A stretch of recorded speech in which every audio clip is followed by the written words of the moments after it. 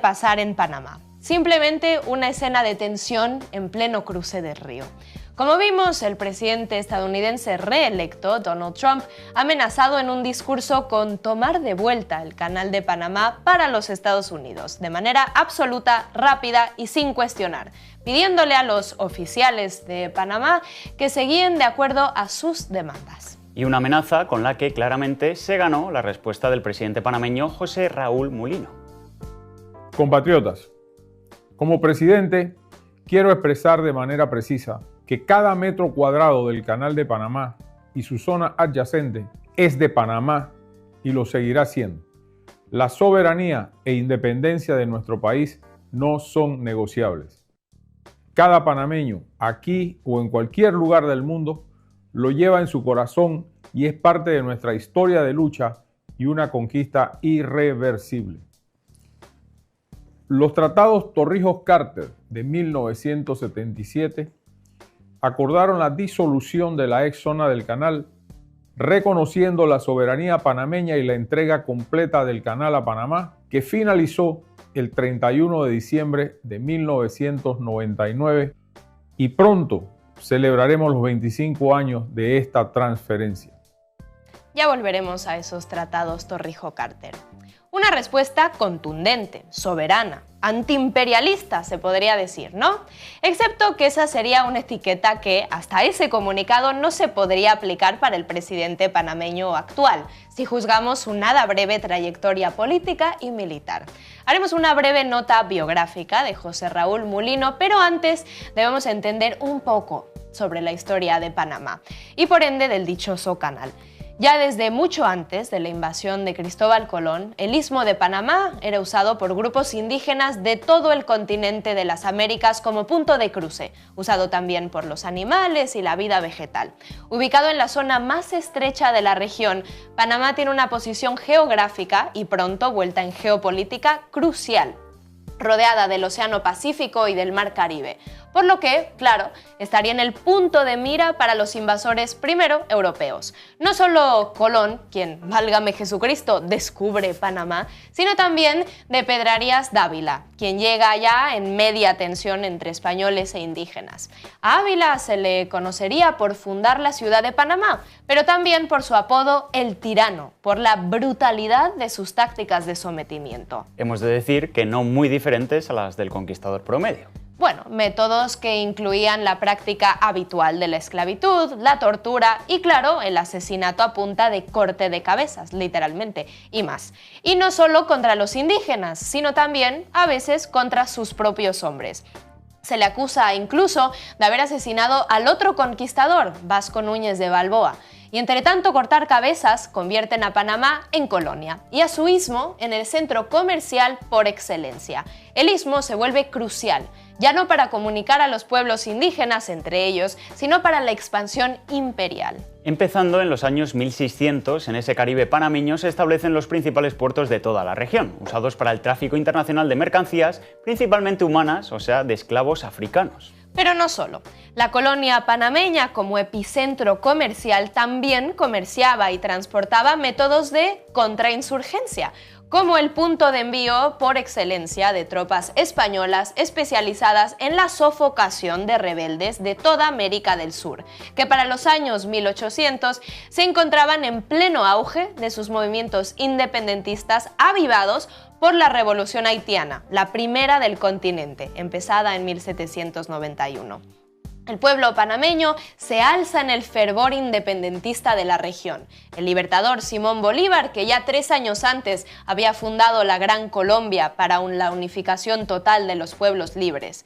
Y así es que el 28 de noviembre de 1821 se declara la independencia de Panamá, uniéndose inmediatamente a la Gran Colombia, formando parte hasta 1830, después de ciertos desacuerdos con la Constitución bolivariana. Historia corta, larga, la Gran Colombia a la par también empieza a desintegrarse tras la renuncia de Bolívar como presidente. Venezuela y Ecuador se separan ese mismo año y entonces es que el territorio, que hoy es Colombia y Panamá, resulta ser la única región que permanece unida, pasando a formar conjuntamente la República de la Nueva Granada. Y aquí es cuando los yanquis empiezan a meter mano.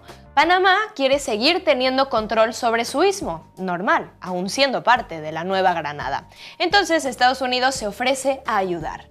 ¿Estados Unidos ayudando a un país a tener soberanía? Se preguntarán ustedes, el fin se huele.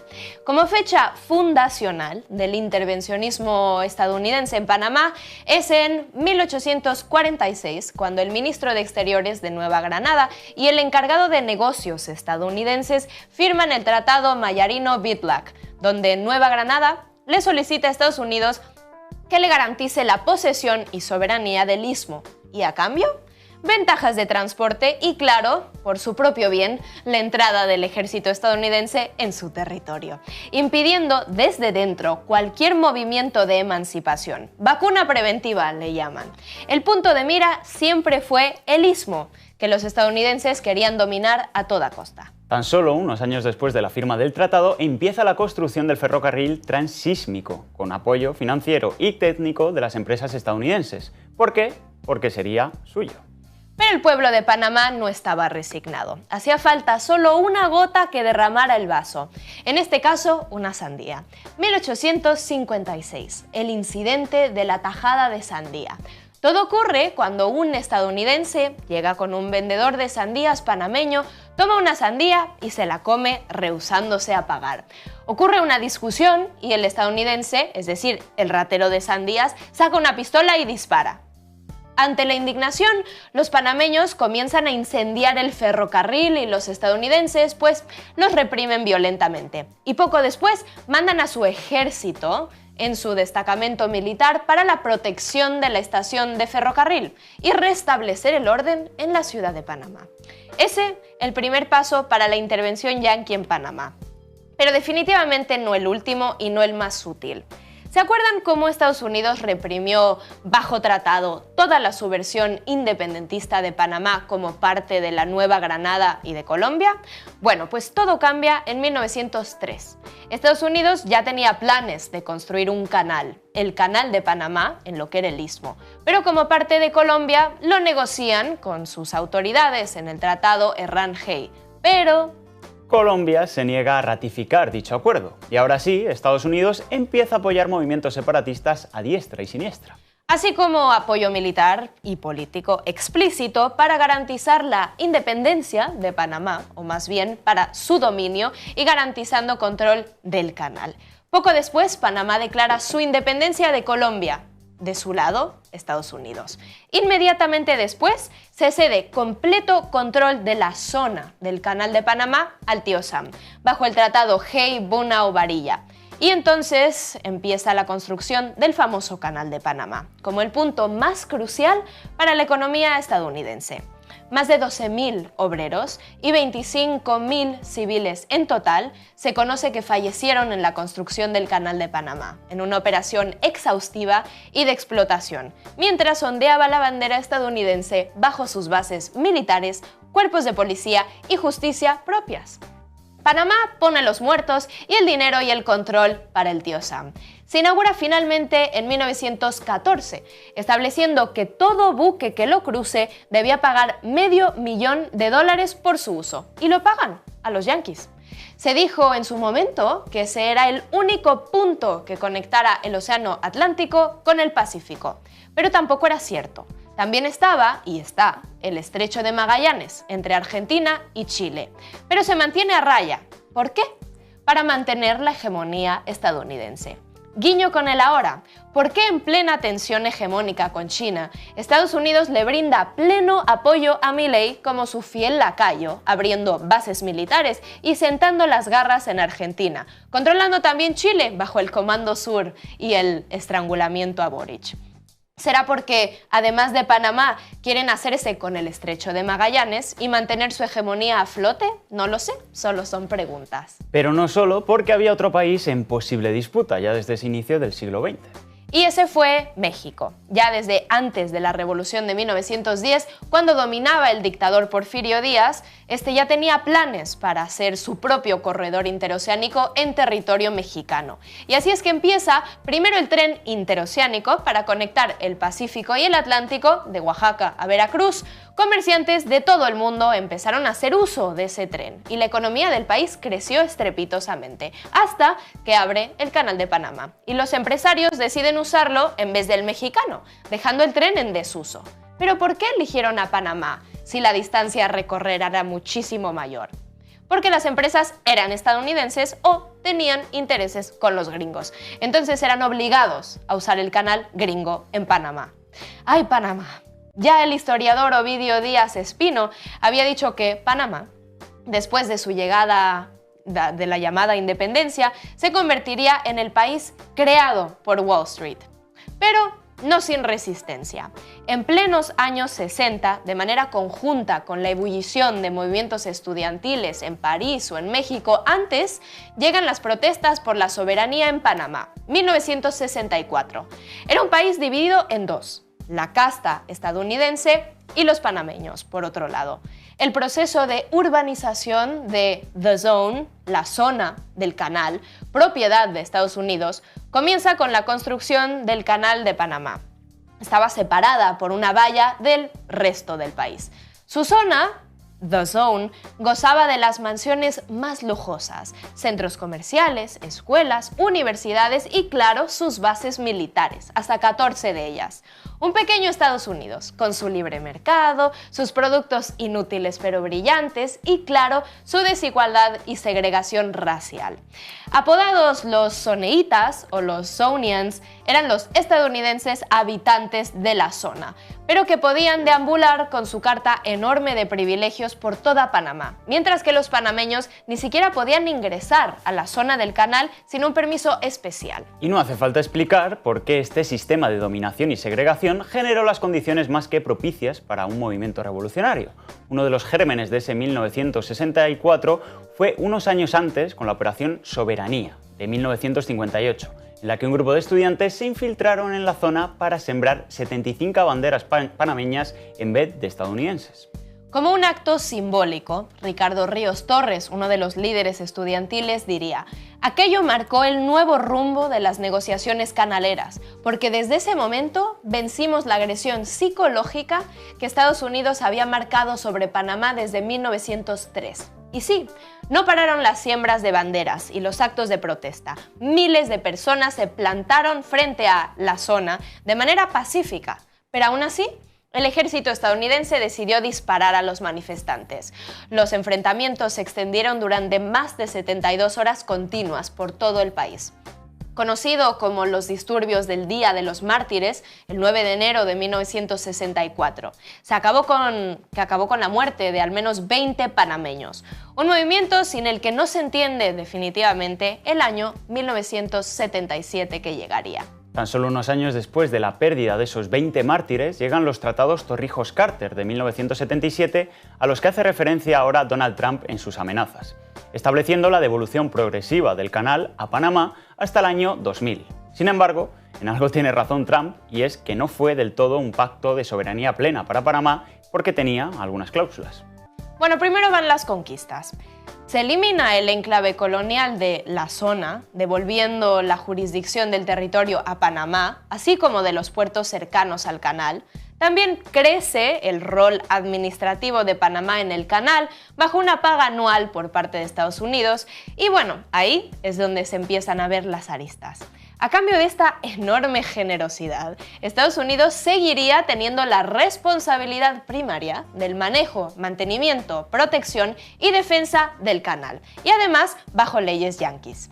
Y más importantemente, el tratado también legaliza la presencia e instalación de bases militares estadounidenses en suelo panameño, para proteger al canal, está claro. Y hablando del supuesto pacto de neutralidad, meten una pequeñísima cláusula que permite intervenciones militares estadounidenses en cualquier momento desde el año 2000, es decir, desde la devolución del canal a soberanía panameña. Ya. Pero bueno, ¿y quién era Omar Torrijos, el presidente panameño que firma los tratados y a quien en la Constitución de 1972 se le nombra líder máximo de la Revolución panameña? Bueno, pues será un presidente que también, en lo internacional, acoge a los refugiados tras el golpe de Estado en Chile de 1973 contra Salvador Allende, también ayuda al Frente Sandinista de Liberación Nacional en Nicaragua, así como a otros movimientos revolucionarios en El Salvador y en Guatemala, mientras que también renueva relaciones diplomáticas con Cuba. Esto es, claro, hasta que, como dice su biógrafo y amigo Zoilo Martínez de Vega, lo murieron. En 1981, Torrijos muere en un accidente aéreo cuando su avión de la Fuerza Aérea Panameña se estrella. Bueno, después de su muerte y de un gobierno interino débil, causando gran inestabilidad, el que sube al poder sería Manuel Antonio Noriega, en 1983, uno de los oficiales más cercanos a Torrijos. Y así se mantiene hasta 1989, es decir, al año de la invasión militar estadounidense, bajo el nombre de Operación Causa Justa, para eliminar al dictador Manuel Antonio Noriega. Pero si piensan que esta historia ya se la saben, no tanto. Esta no fue una operación eliminar líder de izquierdas que me molesta. Esta fue más bien una operación eliminar lacayo que ya no me sirve de nada. Desde los años 50, vamos a ver, Noriega venía colaborando nada menos que con la CIA, siendo una de las fuentes de inteligencia más valiosas de la agencia en Panamá. Pero no solo, también fungió como uno de los enclaves más valiosos de contrainsurgencia en todo el continente, traficando armas, equipo militar y dinero a las dictaduras militares y cuerpos de choque en toda la patria grande. La guerra civil en El Salvador, la dictadura de Somoza en Nicaragua, siendo clave también en el escándalo Irán-Contra, la dictadura de Videla en Argentina, etcétera, etcétera. Así como traficante de drogas, porque todo emprendedor sabe, hay que diversificar los negocios. Una pieza clave para enmarcar hasta que ya no tanto. Noriega empieza a alzar el discurso nacionalista y se empieza a mostrar un poco dudoso en la ampliación de la colaboración con Estados Unidos y entonces... Bueno, pues entonces, corte de cabeza, como es lógico, dictador lo empiezan a llamar, cuando antes era pues el general Noriega. Y los mismos que le habían encomendado todas estas prácticas, ahora se las echan en cara. Era una causa justa para los Estados Unidos, eliminarlo, claro, para invadir Panamá. 26.000 soldados de las unidades de élite, de los comandos navales, del ejército y de la división aerotransportada número 82 fueron usados para una invasión militar en pleno 1989 que dejó 3.000 muertos. ¿Y qué armas? Bueno, de todo, incluso bombarderos furtivos F-11 Nighthawk y helicópteros de ataque AH-64 Apache, bombardeando civiles, no militares, y cometiendo además masacres, como la del barrio El Chorrillo, que terminaron por incendiar. Pero aún ahí había derecho entreguista, sí señor, y esta invasión no cesó, se quedó como el espectro por Panamá. Por ejemplo, Estados Unidos disolvió el ejército del país, las fuerzas de defensa de Panamá, dejando el país sin ejército. Una táctica que también usaron en Costa Rica, como la película esa de la hija de David Lynch, de un cirujano loco que secuestra a una mujer y le corta los brazos y las piernas para que no se pueda escapar y no pueda vivir sin él. Así, ¿no tienes ejército? No te preocupes, yo te voy a dejar usar el mío en tu territorio cuando yo quiera para mis intereses. ¿Pero qué está pasando en la actualidad? Volvamos a las amenazas de Trump y al presidente que las resiste. Bueno, resiste hasta que le tocó a él, digamos. Ese presidente, al que hasta hace poco medios estadounidenses imperialistas le aplaudían por su puño de acero, está un poco lejos de ser antiimperialista. Un represor de primera es lo que fue más bien. Como jefe de las agencias de legislación bajo el gobierno de Martinelli de 2009 a 2014, Molino tenía la autoridad completa sobre la Policía Nacional, el Servicio Aeronaval y el Servicio de Inmigración. Eliminó las leyes de sindicalización y cuando irrumpen las protestas en los plantíos bananeros en 2010 en Changuinola, asesinando a 2 personas e hiriendo al menos 100. Un periodista del diario La Prensa apodó a Martinelli y a Molino como los carniceros de Changuinola y San Félix. Tan solo otro de los casos de represión brutal bajo su cargo fue la represión sobre la comunidad indígena Nave Buglé, que se resistían a la creación de una mina de cobre cuando la policía asesinó al menos 3 manifestantes. Y una vez electo presidente, se ha mantenido firme en su compromiso contra la inmigración. Y también en cuanto a política internacional, más alineado a Bukele, Noboa y Milei, reconoció casi instantáneamente a Edmundo González Urrutia como presidente legítimo de Venezuela tras las últimas elecciones. Qué fácil es apoyar una invasión estadounidense en otros países. Pero bueno, como hoy les voy a decir algo pedagógico y este es un espacio para tal, hay que terminar con una moraleja. Vamos a decir lo siguiente: a los lacayos de Washington siempre les cortan la cabeza. Y otra más: apoyar las invasiones del imperio en otros países no te inmuniza contra una invasión al tuyo, al revés, te pone de pechito. Ahora nos toca, como latinoamericanos, latinoamericanistas y como simples demócratas, repudiar la injerencia estadounidense en Panamá, sea quien sea el presidente. Pero espero que estas lecciones tan humildes sean escuchadas por otros presidentes de la región. No solo desde la derecha entreguista de hueso colorado, sino también desde el mal llamado progresismo, que se está queriendo alinear al centro, siendo este un simple eufemismo para decir lacayo del imperio. Para que entendamos de una vez por todas que este nuevo siglo es una vez más uno de patria o muerte.